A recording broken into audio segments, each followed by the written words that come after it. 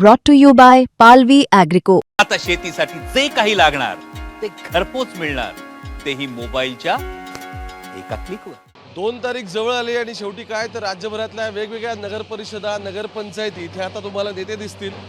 स्थानिक लेवल आहे, त्यामुळे वेगवेगळ्या ठिकाणी वेगवेगळ्या युती आहेत, वेगवेगळ्या ठिकाणी वेगवेगळे इक्वेशन्स आहेत.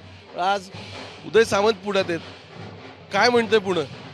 आज मी फुरसुंगी उरुळी देवाची या नगरपालिकेच्या प्रचारासाठी इथं उपस्थित आहे आणि तुम्ही वातावरण जर बघितलं तर सगळं वातावरण या परिसरामध्ये एकनाथ शिंदे साहेबांचं आणि विजय बापूंचं आहे. त्याच्यामुळे इथली नगरपालिका मैत्रीपूर्ण जरी आम्ही मित्रपक्षाबरोबर लढत असलो तरी देखील आम्ही नक्की विजयी होऊ असं वातावरण या संपूर्ण परिसरामध्ये आहे. मित्रपक्षासोबत यांना लढत नाही असं वेगवेगळ्या ठिकाणी दिसते ना. म्हणजे आता सासवडमध्ये त्यांच्याकडे गेल्यानंतर भाजप विरोधात आहे. नाही, मी सांगितलं ना, विरोधात म्हणण्यापेक्षा आम्ही मैत्रीपूर्ण लढत करतोय आणि त्या मैत्रीपूर्ण लढतीमध्ये आमचा विजय निश्चित आहे. पण साहेब, यांना लढती खरंच मैत्रीपूर्ण वाटतात का? त्याचं कारण असं आहे की शिंदे साहेबांना वरती दिल्लीत जावं लागतंय भेटायला, किंवा इकडे फडणवीसांची माणसं काहीतरी वेगळ्याच गोष्टी बोलत आहेत. तर हे दाखवायला ठीक आहे की राज्यात आपण सगळे एकत्र आहोत, तुम्ही सुद्धा सत्तेचा भाग आहे, पण खरंच लोकल लेवलला आहे?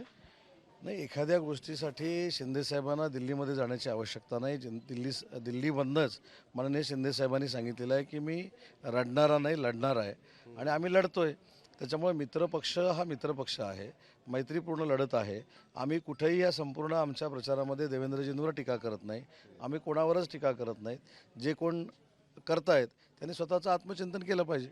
पण बघा, परत मुद्दा आहे की शिंदे साहेब पुण्यामध्ये येतात त्यावेळी ते जय गुजरात म्हणतात किंवा अमित भाईंची स्तुती करतात, पण भाजपच्या बाबतीत हे दिसत नाही की तुम्ही पार्टी अलायन्स असताना सुद्धा. पहिली गोष्ट, हा विषय इतिहास जमा झालेला आहे.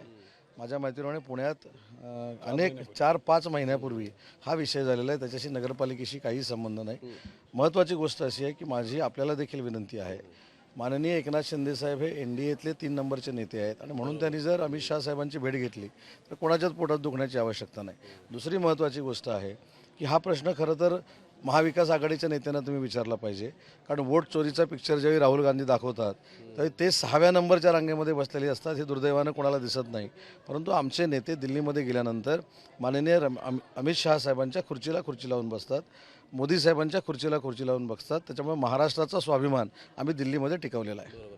एक महत्त्वाचं, आता मधल्या काळामध्ये वेगवेगळ्या ठिकाणी सभा झाल्या, तर शिंदे साहेबांनी तुम्हाला फोन लावला आणि विचारलं की इथे आपण MIDCचं कधी करतोय.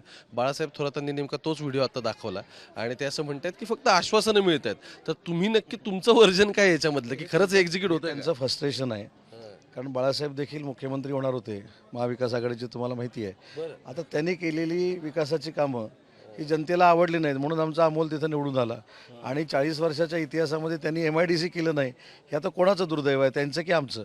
त्याच्यामुळे मी जो फोनवर शब्द शिंदे साहेबांना दिला हा माझ्या पक्षप्रमुखांना दिलेला शब्द आहे. त्याच्यामुळे अमोल खताळ्यांच्या इथं 6 महिन्यामध्ये राज्याचा उद्योगमंत्री म्हणून मी तुम्हाला MIDC करून दाखवतो आणि मग तुम्ही त्यांना मोबाईलवर फोन लावा की उदय सामंतने दिलेल्या आश्वासनाचं काय झालं.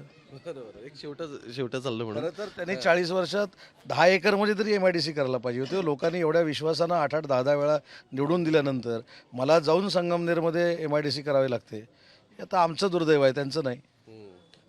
एक महत्त्वाचं म्हणजे लोकांमध्ये असणं. शिंदे साहेब किंवा सुरुवातीपासून बघतो की ते म्हणतात की मी या जनतेतला माणूस आहे, मी काही पॅलेस पॉलिटिक्स असा त्याला शब्द आहे की त्या पद्धतीचं राजकारण करत नाही.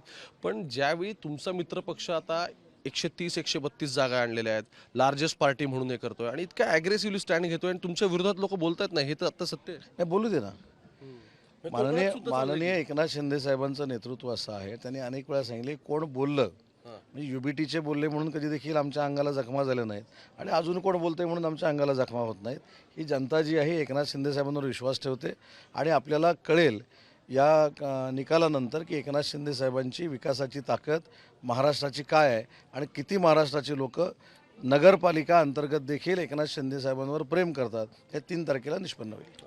शेवटचा प्रश्न आहे सगळ्यातला, ज्यावेळी अमित भाई येऊन इथे म्हणतात की कुबड्यांची गरज नाही आहे, त्यावेळी नक्की मित्रपक्षांनी अर्थ काय घ्यायचा? कारण खरंच भाजप अत्यंत ॲग्रेसिव्हली वेगवेगळ्या ठिकाणी हे करते. म्हणजे अगदी सासवडमध्ये सुद्धा असं दिसतंय की संजय जगताप तिकडून इथे आले, पण आज त्यांनी याच्या आधी पण नगर परिषद होतीच, पण आज बापूंना पण तिथे स्ट्रगल करावं लागतं. नाही, बापून अजिबात स्ट्रगल करायला लागत नाही. 1 वाजता भर उन्हामध्ये जे 2-2.5 हजार लोक जमतात, त्यावेळी 40 वर्षाची सत्ता उलथवण्याचा निर्णय हा सासवडवासियांनी घेतला आहे, निष्पन्न झालेला आहे, ठरलेला आहे. त्याच्यामुळे 3 तारखेच्या रिझल्टची आपण वाट बघू. कोण कुठे इम्पोर्ट झाले म्हणून आमची संघटनेला काही बाधा होत नाही. आम्ही कायमस्वरूपी तिथलेच आहोत, विजय बापू तिथलेच आहेत आणि विजय बापूंच्या नेतृत्वाखाली ह्या तिन्ही नगरपालिका शिवसेना जिंकणार आहे. धन्यवाद. फार इंटरेस्टिंग राजकारण आहे. मी जसं सुरुवातीला तुम्हाला सांगितलं की लोकल बॉडी इलेक्शन्स ह्या असं प्रकरण नाही सगळं की जिथे राज्यातलं समीकरण आणि इथलं समीकरण ह्या दोन्ही गोष्टी पूर्ण वेगवेगळ्या पद्धतीने चालत आहेत आणि त्याचे येणाऱ्या काळामध्ये जे रिपरकशन्स आहेत किंवा त्याचं प्रतिबिंब आपण असं म्हणू ते इथून म्हणजे ते गाव खेड्यापासून ते मंत्रालयापर्यंत पण दिसणार आहे. आणि मग मंत्रालयामध्ये ज्या पद्धतीने आता हे म्हणाले की कॅबिनेटला काही लोक उपस्थित नाही राहिली, त्यावरून परत शिंदेंना थेट दिल्लीपर्यंत जावं लागलं, असं एक गोष्टी पुढे जाणार आहेत आणि त्या सगळ्यामधून महाराष्ट्राच्या राजकारणाचा सारीपाट सगळा पुढे सरकणार आहे. तुम्ही मुंबई तक बघत राहा. कॅमेरा पर्सन गोपाळसोबत ओंकार वाबळे थेट पुण्यामधून.